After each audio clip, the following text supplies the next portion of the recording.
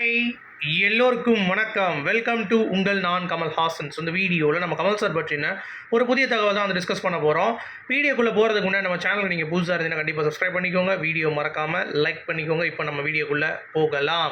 So இன்றைக்கி முதல் டாப்பிக்கே வந்து பார்த்தீங்க அப்படின்னா, காலையிலேயே விமான நிலையத்தை வேறு லெவலில் அதிர வச்சிட்டார் கமல் சார் அப்படிங்கிறது தான் அவருடைய என்ட்ரி. அந்த ஸ்வாகு வந்தா தெனாலி கமல் சார் மாதிரி இருக்காரு. என்னடா இது அப்படின்ற மாதிரி இருந்துச்சு. இந்த மனுஷனுக்கு வயசே ஆகாதா அப்படிங்கிறது ஒரு பக்கம். இன்னொரு பக்கம் வந்து பார்த்தீங்கன்னா, எப்படி இவ்வளோ யூத்தாக இருக்காரு அப்படின்ற மாதிரி நமக்கும் வந்து தோணுச்சு. ஸோ உலக நாயகன்னா சும்மாவா அப்படிங்கிற மாதிரி தான். சரி, என்ன செய்தி சொல்ல போகிறார் அப்படின்னு சொல்லி எல்லாம் எதிர்பார்த்துட்டு இருந்தோம். 2 நாட்களில் நல்ல செய்தி சொல்கிறேன் அப்படின்ற மாதிரி வந்து பார்த்தீங்கன்னா, ஒரு இக்கனா வச்சுட்டு முடிச்சிட்டாரு. நிறைய பேர் வந்து கேட்டாங்க, காங்கிரஸில் கை சின்னமா, என்ன சின்னம், திமுகவா ஊன்னாங்க. எனக்கு இதெல்லாம் தெரியாது. இங்கே வந்து முடிவு பண்ண வேண்டிய விஷயம் இருக்குது. 2 நாள் நான் டைம் கொடுங்க. 21ஆம் தேதி என்னுடைய மீட்டிங் நடக்கும் பொழுது கண்டிப்பாக வந்து பார்த்தீங்கன்னா ஒரு ஹிண்ட் கொடுத்துட்றேன். அதுக்கடுத்து அடுத்த நாள் ப்ரெஸ் மீட் வந்து தனியாக வச்சு எல்லாத்தையும் வந்து கொடுத்துட்றேன் அப்படின்ற மாதிரி தான். ஸோ கிட்டத்தட்ட சரியான கூட்டங்க கமல் சாரை ப்ரெஸ் மீட் கொடுக்கும் பொழுது. அவரை செம்ம கத்து வேற, பயங்கரமான ஒரு என்ஜாய்மெண்ட்டு. ஸோ கமல் சாரை நிற்கவே விடலை. இன்னொன்று, கமல் சாரோட கெட்டப்பு, இந்த விவேக் காமெடி தான் நான் வருது எனக்கு. என்னடா கமல் மாதிரி அடிக்கடி கெட்டப் மாற்றிட்டே இருக்கு அப்படின்ற மாதிரி. ஒரு நாளுக்கு ஒரு கெட்டப் மனுஷன் இருக்கிறதே கிடையாது. ஸோ டக்குன்னு வந்து பார்த்தீங்கன்னா ஒரு சின்ன பையன் மாதிரி யூத்தாக வேறு லெவலில் வந்து பார்த்தீங்கன்னா இருக்கார் அப்படிங்கிறது தான். So that is good. அது மட்டும் இல்லாமல் தெனாலி படத்தில் பார்த்தா அந்த ஒரு பாட்டு வரும்ல, ஒரு சாங், இஞ்சிருங்கோ சாங், அதில் வந்து பார்த்திங்கன்னா ஒரு கண்ணாடி போட்டு வருவார்.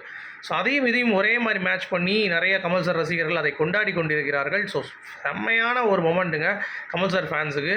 ஒரு கூஸ்பம்ஸான ஒரு மொமெண்ட் அப்படிங்கிறது தான் பாயிண்ட். ஓகேவா? அடுத்து தக் லைஃப் இருக்குல்ல, அந்த படத்தோடைய கெட்டப் இதுவாக இருக்குமா அப்படின்ற மாதிரி நிறைய பேரும் கேட்குறீங்க. இது வந்து அப்படி கிடையாது. மேபி 4-5 லுக்கில் இந்த மாதிரி ஒரு லுக் வந்து இருக்கிறதுக்கான வாய்ப்புகள் வந்து இருக்குது. பட் நமக்கு தெரியல. ஆனால் உண்மையிலேயே அந்த முடி வச்ச ஒரு லுக்கு, இன்னொன்று கம்ப்ளீட்டாக பயங்கர தாடி வச்ச ஒரு லுக் இருக்குது. 2 இந்த லுக் இருக்குமா அப்படிங்கிறது தெரியல. ஆனால் இது இருந்தாலும் நல்லாயிருக்கும்ல. சரியா? ப்ரீ ப்ரொடக்ஷன், அதாவது முன்னோட்ட வேலைகள்லாம் வந்து பார்த்தீங்கன்னா கமல் சார் வந்து தக் லைஃப்காக பார்த்துருக்காராம். இதை முடிச்சுட்டு இந்த மக்கள் நீதி மையம் மீட்டிங்லாம் முடிச்சுட்டு திருப்பி 28ஆம் தேதி செர்பியாவில் வந்து தக் லைஃப் ஷூட்டிங் வந்து ஆரம்பிக்க போகுது அப்படின்ற மாதிரி அப்டேட் வந்திருக்கு. ஸோ பறந்துக்கிட்டே இருப்பார்ரா அப்படின்ற மாதிரி தான் இருக்குது. அடுத்து இந்தியன் 2 திருப்பி ஒரு சோக செய்தி. என்னப்பா இது, இந்தியன் 2 பற்றி பேசாதீங்க தயவு செஞ்சு அப்படின்னு நிறைய பேர் வந்து சொல்கிறீங்க. பட் எனக்கு வந்து அது ரொம்ப ஃபேவரட்டான ஒரு படம் அப்படிங்கிறதுனால ரொம்ப எதிர்பார்க்குறேன். அப்டேட் கொடுத்துட்டு தான் இருப்பேன். ஏப்ரலில் இல்லை, தங்கலானும் ஏப்ரல் இல்லை. ஏன்னா இந்த எலெக்ஷன்ஸ் ஒட்டி கொஞ்சம் ஒரு கேப் விட்டு பண்ணலாம் அப்படின்ற மாதிரி 2 பேர் டீமும் வந்து பிளான் பண்ணியிருக்காங்களாம். ஸோ எப்போ அப்படிங்கிறது நமக்கு வந்து தெரியல. ஸோ வெயிட் பண்ணி கண்டிப்பாக பார்க்கலாம். அதே மாதிரி இன்று 24 வருட ஹேராம், அதாவது இன்று கிடையாது நேற்று 24 வருஷம் ஆயிடுச்சு ஹேராம் வந்து. 42 வருஷம் ஆகிடுச்சு 3ஆம் பிறை படம் வந்து. ஸோ ரெண்டுமே ஒரு யூனிக்கான படம். ஹேராம் ஒரு கல்ட் கிளாசிக், ஒரு ஹிஸ்டாரிக்கல் மூவி. அடுத்து வந்து பார்த்திங்கன்னா 3ஆம் பிறை, அது ஒரு டெஃபினிஷன் வந்து க்ரியேட் பண்ணுச்சு. ஸோ இந்த 2 படங்கள் வந்து பார்த்திங்கன்னா நீங்கள் பார்க்கல அப்படின்னா போய் பாருங்கள். கமல் சார் ரசிகர் தான் நீங்கள் கண்டிப்பாக பார்த்துருப்பீங்க. பார்க்காதவங்களுக்கு சொல்கிறேன், வேறு லெவல் ஒரு இம்பேக்ட். அடுத்து கமல் சார் வந்து 8 மில்லியன் ஃபாலோவர்ஸ் இன் ட்விட்டர் எடுத்துட்டார் கமல் சார். ஸோ 8 மில்லியன் அப்படிங்கிறது சாதாரண விஷயம் கிடையாது.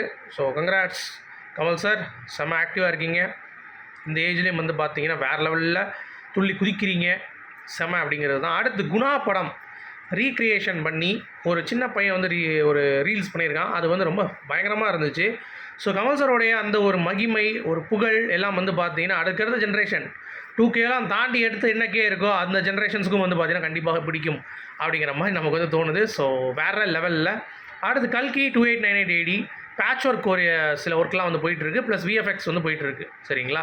அது மட்டும் இல்லாமல் படத்தோட ரிலீஸ் 9 மே தான். அதை பற்றி நீங்கள் ஒரி பண்ணிக்காதீங்க. சின்ன சின்ன ஒர்க்கு தான் வந்து போயிட்டுருக்கு அப்படின்ற மாதிரி வந்து நிர்வாகம் வந்து சொல்லியிருக்கு. அடுத்து ஒரு ட்வீட் பார்த்தேன். ஆக்சுவலாக மோகன்லால் தான் பெட்டர் ஆக்டர், அவரை மாதிரி நவர் ரசத்தையும் நீங்கள் காட்ட முடியாதுன்னாங்க. நீ வேணால் மிளகு ரசம் கூட வச்சு காட்டிக்கோ, அதெல்லாம் வந்து மேட்ரு கிடையாது. மோகன்லாலே சொல்லியிருக்காரு இந்த மாதிரி வந்து பார்த்தீங்கன்னா என்னோட இல்லை கமல் சாரை நீ வந்து போய் அடிக்க நினைக்காத, ஏன்னா கமல் சார் ஆக முடியாது ஒன்றால் அப்படின்றத அவர் தான் சொல்லியிருக்கார். சரிங்களா? அது ஒன்று. அடுத்து SK21 நீங்கள் பார்த்துருப்பீங்க இவருடைய ஹார்ட் ஒர்க் என்ன அப்படின்னு சொல்லிட்டு சிவகார்த்திகனோட. அப்போ வந்து நிறைய இடத்துல தோண்டுவாராம், என்னங்க எனக்கு பாடி டைட் ஆக மாட்டேங்குது, ஒர்க் அவுட் ஆகாமல் இந்த படம் அப்படின்ற மாதிரி நிறைய இடங்களில் பின்வாங்கும் பொழுது கமல் சார் வந்து ஒரு மோட்டிவேஷனாக சிவகார்த்திகேயன்ட்ட வந்து பேசியிருக்காரு. இந்த மாதிரி எதுக்கு இந்த மாதிரி பண்ணுங்கள், நிறைய விஷயங்கள் இருக்குதுன்னு சொல்லிட்டு அப்படி ஒரு ஹார்ட் ஒர்க் வந்து பார்த்தீங்கன்னா போட்டிருக்காரு. ஸோ எதுக்கு முதல் காரணமே கமல் சார் தான் அப்படின்ற மாதிரி லேட்டஸ்ட்டாக வந்து பார்த்தீங்கன்னா ஷேர் பண்ணியிருக்காரு அப்படிங்கிறது பார்க்க முடிஞ்சுச்சு. ஸோ செம்ம. அடுத்து மக்கள் நீதி மையத்திலேருந்து பார்த்திங்கன்னா அந்த ஒரு சோஷியல் மீடியா, அதாவது சோஷியல் மீடியான்னு சொல்லி தான் தெரியும், ஒரு வேலையும் பார்த்தது கிடையாது. கிருபாகரன் அப்படின்னு சொல்லிட்டு ஒரு ஆள், சரிங்களா? அவர் வந்து சண்டியர்காரன் ஏற்கனவே சொல்லியிருக்கேன்ல, விருதுநகர்லாம் பயங்கர பேனர் வச்சு பயங்கரமான கமல் சார் ஃபேனு. அவர் வந்து போட்டிருக்காரு டிஎம்கேல வந்து கமல் சார் சாஞ்சிட்டாராம். அதனால் இவர் ஏடிஎம்கேல சாயிறாராம். ஐயோ, நீ மாற்றுறது தானே வந்த, சரி கமல் சார் வந்து டிஎம்கே தப்பு பண்ணுறாருல, அப்போ நீ என்ன பண்ணணும்? தப்பு பண்ணாமல் என்ன பண்ணணும்? தனியாக அதை கட்சி ஆரம்பிக்கணும். அதை விட்டு ஏடிஎம்கேட்ட போய் கேபிள் கடையெல்லாம் விழுந்து போனவன்லாம் போய் பார்த்தீங்கன்னா போய் சேர்றியே அப்படிங்கிற மாதிரி தான். ஆனால் கூடிய வரையில் ஏடிஎம்கே விரட்டி விட்ருவாங்க. ஏன்னா வேலை பார்க்கணும்ல. சும்மா உட்காந்து சோஷியல் மீடியா உருட்ட முடியுமா? மக்கள் நீதி மய்யத்தில் உருட்டின மாதிரி அப்படிங்கிற மாதிரி தான் நமக்கு கேட்க தோணுது. ஸோ உங்களுடைய கருத்துக்கள் சொல்லுங்கள். மீண்டும் மருத்துவ சந்திப்போம். அது வரைக்கும் குட் பை.